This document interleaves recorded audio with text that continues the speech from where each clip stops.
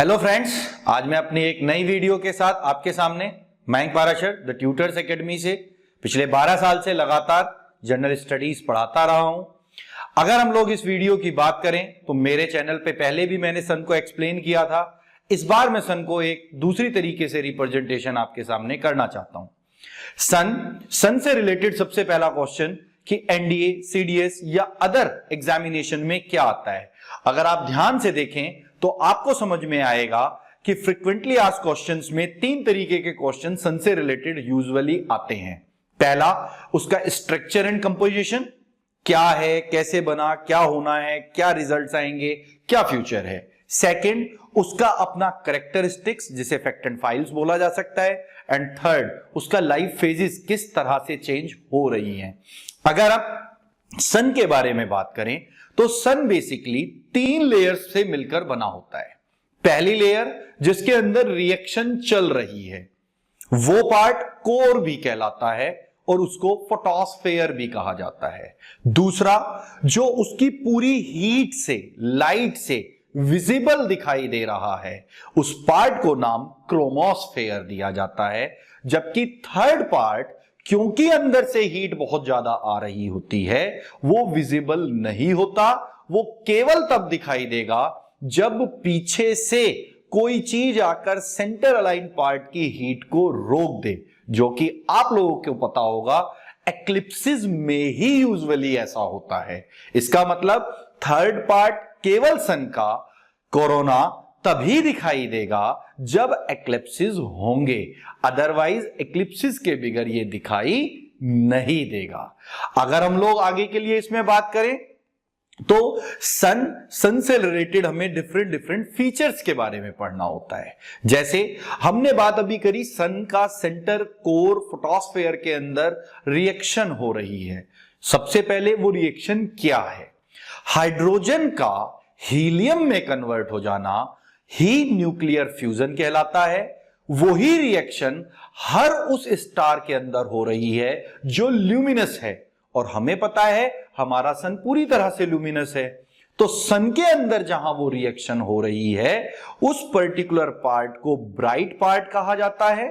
वही पर्टिकुलर जो bright part है उसको हम लोग अपने यहां प्लेग्स के नाम से जानते हैं इन ज्योग्राफिकल टर्म्स। बट अगर एक रिएक्शन हुई तो वो प्लेग है, बट अगर वो रिएक्शन चैन में हुई, लाइक एक साथ 10 रिएक्शन हो गई, एग्जाम्पल के लिए दीपावली पर हमने एक बम फोड़ा और लगातार एक लड़ी फोड़ दी, तो जो वो एक लगातार सीक्वेंसेस में होने वाली रिएक्शन है उनको नाम दिया जाता है प्रोमिनेंसेस। यहां हाइड्रोजन हीलियम में कन्वर्ट होती जाती है। जैसे जैसे वो हीलियम में कन्वर्ट होगी, बाय द टाइम हीलियम भी धीरे धीरे ठंडा होना शुरू करेगी। हाइड्रोजन हीलियम में कन्वर्ट हुई, हीलियम धीरे धीरे ठंडा हुई। ठंडे होने पर जहां जहां वो ठंडा होती जाएगी वो डार्क प्लेस बनता जाएगा। 11 ईयर की लगभग पीरियोडिसिटी रखेगा। और अगर हम नासा के रिसेंट डेटा की बात करें तो बताया गया है कि वहां का टेम्परेचर 1500 डिग्री के आसपास रहेगा। क्या मतलब? ये तो सरप्राइजिंग हो गया। जो सबसे ठंडा इलाका है वो 1500 डिग्री, इसका मतलब जो गर्म है वो 15 million degree kelvin and above होता है। इसका मतलब आज भी अगर हम ध्यान से देखें तो कोई भी इंस्ट्रूमेंट ऐसा नहीं बना जो सन के इंटरनल टेम्परेचर का एग्जैक्ट पेरीमीटर हमारे सामने दे सके। अगर हम इसी में बात करें सेकंड लेयर के लिए, क्रोमोस्फेयर के लिए, तो अब क्वेश्चन आता है, अंदर तो धमाका हो गया, धमाका होने के बाद चीजें चारों तरफ निकलने लगी। जैसे जैसे वो चीजें चारों तरफ निकलती जाएंगी तो कुछ जगह तक फ्लेयर्स जाएंगी, लपटें उठेंगी, कुछ जगह तक जाकर लपटें बंद हो जाएंगी, फ्लेयर्स बंद हो जाएंगी। अगर वो फ्लेयर्स बंद हो जाएंगी तो अब क्वेश्चन यहां पर एक नया आ जाता है कि वो हीट को ट्रांसमिशन कैसे करेंगी। इसी चीज को एटमॉस्फेयर में दो कैटेगरीज में डिवाइड किया गया। सोलर फ्लेयर्स, जहां तक हमें उसकी पूरी लपटें हीट आते हुए दिखाई दे, आग दिखाई दे। जबकि दूसरा पार्ट कहा गया सोलर विंड, जो इलेक्ट्रॉन, प्रोटॉन, न्यूट्रॉन्स होते हैं, वो चार्ज पार्टिकल में इलेक्ट्रॉन, प्रोटॉन्स होते हैं। न्यूट्रॉन ना तो चार्ज होगा पॉजिटिवली ना नेगेटिवली, वो इलेक्ट्रॉन और प्रोटॉन जो चार्ज हुए वो हीट को एक्सचेंज करेंगे और बाय द टाइम पूरे सोलर सिस्टम में हीट धीरे धीरे धीरे आगे बढ़ती जाएगी। इसको नाम दिया जाता है सोलर विंड। अब क्वेश्चन आता है, सर हमको जो ऑब्जेक्ट दिखाई देते हैं वो कैसे देंगे? जब कोई लाइट हमारे ऊपर पड़ती है तो उस लाइट का एक पर्टिकुलर हमारे ऊपर आता है, टकराकर वो वापस जाता है, जो वापस जा रहा है वो कलर दिखता है, रेस्ट कलर नहीं दिखते। क्वेश्चन आता है सर ये बनेगा कैसे? तो फिजिक्स में तो हम नॉर्मली क्या पढ़ते हैं, विव ग्योर, एक स्पेक्ट्रम लिया, उसके ऊपर प्रिज्म लिया, बेसिकली हीट या लाइट का कोई रे डाला, उससे स्पेक्ट्रम बना विव ग्योर, जिससे हम अलग अलग कलर्स एंड वेवलेंथ डिफाइन करते हैं। जबकि अगर हम एटमॉस्फेयर में देखें तो हम में से किसी ने प्रिज्म तो वहां नहीं लगा रखे, फिर वो काम कौन कर रहा है? हमारे एटमॉस्फेयर में अवेलेबल डस्ट पार्टिकल्स ये काम करते हैं। जब वो लाइट के परपेंडिकुलर आते हैं तो लाइट पूरी तरह स्कैटर्ड हो जाती है, जब वो उसके पैरेलल आ जाते हैं तो स्कैटर्ड नहीं होती है। यही रीजन है जब सन की लाइट आपके किसी बंद कमरे में आती है तो उस सनलाइट में आपको हिलते हुए डस्ट पार्टिकल दिखते हैं, जबकि आप अगर अपने कमरे में देखें तो लाइट वहां पर भी है लेकिन डस्ट पार्टिकल आपको वहां दिखाई नहीं दे रहे होंगे। इसका मतलब हाई इंटेंसिटी लाइट के रास्ते में जब डस्ट पार्टिकल पैरेलल या परपेंडिकुलर आते हैं तो वो विजिबिलिटी शो करते हैं। इसको फ्राउनहोफर नाम के एक बंदे ने पहचाना था, इसीलिए उन्हीं को डेडिकेटेड करते हुए इस चीज के, इस कंसेप्ट को नाम दिया गया है फ्राउनहोफर लाइंस, जिसका मतलब है कि हमारे एटमॉस्फेयर में पक्का कोई ना कोई एलिमेंट डस्ट पार्टिकल प्रेजेंट है। अगर हम इसमें आगे के लिए बात करें तो अगर हम डायग्रामिक फॉर्म को देखें, आपने मेरी पिछली स्टार वाली वीडियो अगर देखी है, नहीं देखी है तो प्लीज सब्सक्राइब करिए, आपको नोटिफिकेशंस बेल आइकन अगर दबाएंगे तो मिलते रहेंगे। उसमें भी मैंने इसी पर्टिकुलर नासा के फोटोग्राफ का यूज किया है एंड बताया है जो इसमें व्हाइटिश पार्ट है वो प्रोमिनेंसेस हैं, प्लेक्स हैं, जबकि जो डार्क पार्ट है वो सनस्पॉट है और वो पार्ट जो ऑरेंज कलर से दिख रहा है वो हाइड्रोजन से हीलियम कन्वर्जेंस चल रहा है। अगर इसी चीज को हम लोग आगे के लिए बढ़े तो वन बाय वन हमें चीजों को देखना होता है।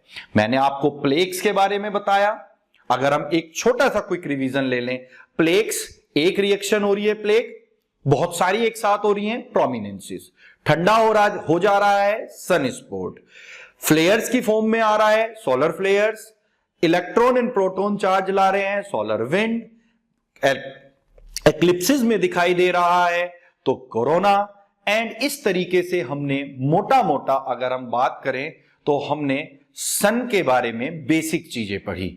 अगर हम लोग आगे के लिए बात करें तो इसमें हम लोग और आगे के लिए जा सकते हैं, जिसमें सोलर विंड, सोलर फ्लेयर कैसे काम करती हैं, क्या करती हैं, उसको हम कंपोजिशन ऑफ सन से चेक कर सकते हैं। कंपोजिशन ऑफ सन का मतलब क्या आया भाई? एक बेसिक सी बात है, हाइड्रोजन के एटम मिलेंगे तो एक हीलियम का एटम बनेगा, हीलियम का एटम बनेगा तो इस रिएक्शन को न्यूक्लियर फ्यूजन कहेंगे। 1H2 प्लस 1H2 2He4, ये दुनिया में बड़ी कॉमन रिएक्शन है, बट क्या ये एक्चुअल रिएक्शन है न्यूक्लियर फ्यूजन की? तो नहीं। मैंने आपके पीछे एक सिस्टम से आपको समझाया है, दो हाइड्रोजन के एलिमेंट आएंगे, एक हाइड्रोजन का एलिमेंट बनेगा, अगेन एक हाइड्रोजन का एलिमेंट उससे अटैच होगा तो 3 हीलियम बनेंगे। यही पैरेलल रिएक्शन दूसरी जगह होगी, जैसे ये दोनों आपस में मिलेंगे तो 4 हीलियम सेपरेट होंगे और 2 यहां पर हाइड्रोजन सेपरेटली पास आउट हो जाएंगे।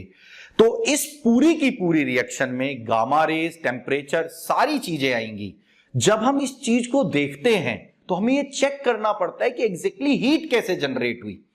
इस पूरी की पूरी रिएक्शन में जो वो पर्टिकुलर एक हाइड्रोजन निकला, उस समय पर एक न्यूट्रॉन के साथ 14 समवेयर इलेक्ट्रॉन वोल्ट्स, जिन्हें मेगा इलेक्ट्रॉन वोल्ट्स कहा जाता है, वो हीट निकली। जबकि हीलियम कन्वर्जेंस में अप्रॉक्स 3 मेगा इलेक्ट्रॉन वोल्ट्स निकली। दैट मीन्स एक छोटी सी रिएक्शन कुछ 17 अप्रॉक्स मेगा इलेक्ट्रॉन वोल्ट्स का हमको चार्ज दे देती है, जिससे हमें एक क्लियरिटी मिलती है कि इतनी दूर तक भी हीट हम तक कैसे ट्रांसमिट हो रही है।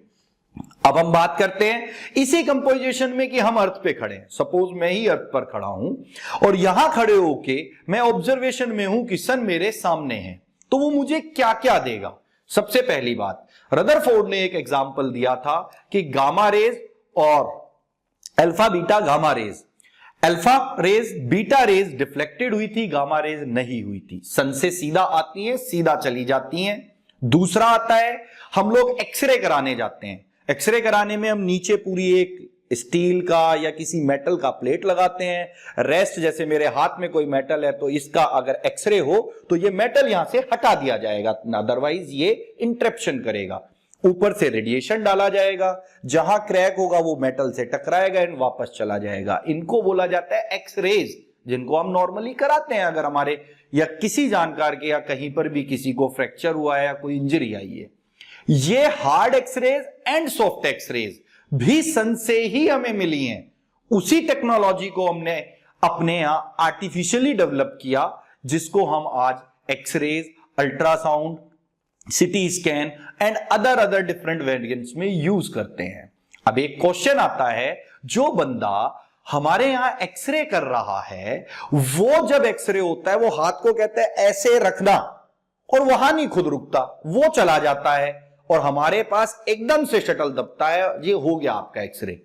रीजन वो क्यों नहीं रुक रहा, हमें तो वो कुछ टाइम के लिए आई है रे, वो अगर आएगा तो वो तो सुबह से शाम तक एक्सरे ही कर रहा है ना भाई। प्रॉब्लम कहां खड़ी होगी, प्रॉब्लम खड़ी यहां होगी बच्चों कि उसके इंटरेक्शन में एक्सरेज ज्यादा आएंगी, तो वो एक्सरेज उसके बॉडी स्किन पार्ट के टिश्यूज को रेगुलर बेसिस पर डैमेज करेंगी, जिससे उसको स्किन की प्रॉब्लम बढ़ सकती हैं। इसी में एक और आता है अल्ट्रावायलेट रे। यूवी रेज क्या है, ओजोन लेयर हमारे एटमॉस्फेयर में है, स्ट्रेटोस्फेयर का एक परमानेंट पार्ट है। यूवी रेज ऊपर से आती हैं, ओजोन उसको खा जाती है, उससे हम सेव किस चीज से होते हैं, स्किन कैंसर से। सबसे पहले स्किन कैंसर ऐसा नहीं कि आप धूप में निकले और स्किन कैंसर हो जाए। बेसिकली होता क्या है, पहले वो आएंगी रे, वो आपको सनबर्न करेंगी, वो डीप बर्न होगा, वो एलर्जिक होगा एंड धीरे धीरे धीरे वो कैंसर में डेवलप हो जाएगा। तो आप ध्यान से देखें, जिन जिन कंट्रीज में सन की रेडिएशन प्रॉपर आती है उन कंट्रीज के बच्चों, पब्लिक की स्किन हमेशा डार्क होती है, जबकि जहां सनलाइट प्रॉपर नहीं आती वहां पर अगर आप चेक करें तो वहां गोरे लोग मिलते हैं। क्यों? क्योंकि सनलाइट में अगर अल्ट्रावायलेट रेडिएशन या कोई भी रेडिएशन बॉडी पर हार्मफुल इफेक्ट करेगा तो हमारी बॉडी के अंदर जो मेलेनिन है वो उसको पूरी तरह से कंट्रोल करेगा और बहुत जल्दी स्किन डिजीज हमें नहीं होने देगा। इसी में अगर हम लोग आगे की बात करें तो हमें विजिबल स्पेक्ट्रम को देखना होता है। हम violet, indigo, blue, green, yellow, orange, red, इस तरह से कलर्स की बात करते हैं। अब आता है इंफ्रारेड स्पेक्ट्रम। सन से ही इंफ्रारेड रेडिएशन आती है, सबसे कॉमन आपके मोबाइल फोन्स में, वाईफाई में ये कॉमनली यूज होती है। अगर आप ध्यान से देखें, आपका एक डेटा आपके दूसरी डिवाइस में चला जाता है और उसको हम नाम देते हैं ब्लूटूथ। अगर आप इसे इना जॉकिंग वे बोलें तो नीला दांत शायद इसको बोलेंगे। तो यहां पर अगर हम बात करें तो ये जो इंफ्रारेड रेडिएशन है ये काम किस चीज पर करती है, शॉर्ट डिस्टेंस पर। यहां से एक बात और क्लियर होती है कि जो ट्रांसमिशन ऑफ रेडिएशन कर रही है डेटा का, वो भी कहीं ना कहीं इंफ्रारेड से हमने सन की ही सीखा है। उसकी रेडिएशन लेंथ बढ़ा देते हैं तो वो लॉन्ग डिस्टेंस पर काम कर रही है, उसकी घटा देते हैं तो वो शॉर्ट पर काम कर रही है। लास्ट आता है माइक्रोवेव। सपोज माइक्रोवेव में रखी हुई चीज आप एकदम से आते हैं और उठा के उसमें बाइट मारते हैं तो ऊपर का सरफेस आपको ठंडा लेकिन अंदर से गर्म, अगर एकदम से आएगा रुक जाता है क्योंकि अंदर हीट गई है। माइक्रोवेव सेंटर से गर्म करता है। एक बार ये क्वेश्चन पूछा गया है कि ह्यूमन बॉडी कहां से गर्म होती है, तो ह्यूमन बॉडी ऑलवेज सेंटर से ही गर्म होगी। हमारी नाभि हमारा सेंटर होती है और हमारी बॉडी यहीं से गर्म होती है। अगर आप चेक करें तो बॉडी में नाभि के चारों तरफ लिक्विड के चैंबर्स डाले गए हैं ताकि थोड़ा भी डिहाइड्रेट होते ही हमारी बॉडी का टेम्परेचर उठने लगता है। इसी में आगे बढ़े, रडार वेव। तो रडार वेव्स की नाम कुछ नहीं होता, सोनार, जिनको हम नेविगेशन में या एविएशन में यूज करते हैं, रडार्स में इनको यूज करते हैं, इनफाइनाइट तक जाती हैं, रस्ते में कोई अवेलेबिलिटी मिली तो टकराकर वापस आती हैं। And last but not least, that is radio waves. Question आता है क्या है रेडियो वेव्स? तो रेडियो वेव्स यहां पर एक सिंपलेस्ट फिनोमिना है। रेडियो वेव्स क्या दिखाती हैं? वो हमारी अर्थ से छोड़ी जाएंगी, एक हमारी लेयर एटमॉस्फेयर में है आयनोस्फेयर, उससे टकराएंगी, वो वापस आएंगी, और जब वो वापस आएंगी तो हमारा रेडियो एफएम का एक पर्टिकुलर एरियर होगा, उस एरियर से वो अटैच्ड होंगी और सिग्नल से वो हमें सुनाई देना शुरू होंगी। अब क्वेश्चन आता है ऐसे कैसे हो जाएगा सर? आयनोस्फेयर पॉजिटिवली चार्ज है, रेडियो स्टेशन पॉजिटिव वेवलेंथ की ही रेडिएशन ऊपर डालता है, रेडियो वेव पॉजिटिव पॉजिटिव से रिफ्लेक्ट होती है, जब बॉटम पे आती है तो हमारा जो एरियर एफएम या रेडियो से निकला होता है वो नेगेटिव चार्ज का होता है, फाइनली पॉजिटिव नेगेटिव अट्रैक्ट होते हैं और गाना बज जाता है। सिंपल एग्जांपल, अगर कभी रेडियो अच्छी ना बजे, एफएम ना बजे, तो हम उसका एरियर या एंटीना पर अगर अपना हाथ लगाएं तो वो साफ बजता है, क्योंकि उस समय पर हमारी बॉडी भी पूरा एज एन एक एरियर ही काम कर रही होती है। ये पूरी तरह से मैंने सन को कंप्लीट किया है। जो एनडीए, सीडीएस, एफकेट या वेरियस एग्जामिनेशन जहां पर भी सन या सन से रिलेटेड कोई क्वेश्चन आते हैं, कंसेप्ट वाइज मैंने ये पूरा कंप्लीट किया है। आपको लगता है ये एफर्ट आपके लिए एक अच्छा एफर्ट है तो बच्चों सब्सक्राइब करें, बेल आइकन दबाएं, कमेंट बॉक्स में आके अगर कहीं कोई प्रॉब्लम है तो वो आकर मेरे साथ डिस्कस करें, एंड फाइनली हम लोगों को ये बताएं कि यस और अच्छी वीडियो हम कैसे डेवलप कर सकते हैं। Thanks a lot.